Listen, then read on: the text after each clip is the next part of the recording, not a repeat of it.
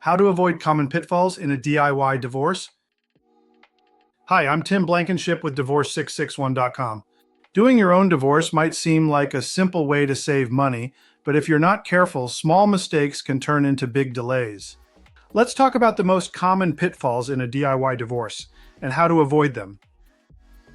The biggest issue we see is incomplete or incorrect paperwork. California courts are very particular about how forms are filled out. One wrong box, missing signature, or outdated form can get your paperwork rejected, sometimes months after you submit it. Another common pitfall is failing to complete financial disclosures. These are required for every divorce, even if you're in full agreement. Missing this step is one of the top reasons cases get delayed or thrown out. We had a client who tried to file everything on their own. After 3 rejections and months of back and forth with the court, they came to us. We fixed all the issues, finalized their case in 2 weeks, and got their judgment approved without any further delays.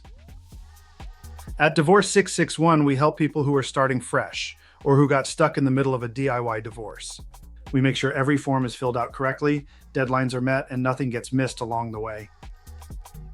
DIY divorces can work, but only if you know what you're doing. Otherwise, the time, frustration, and rejected paperwork can end up costing more than just hiring a professional.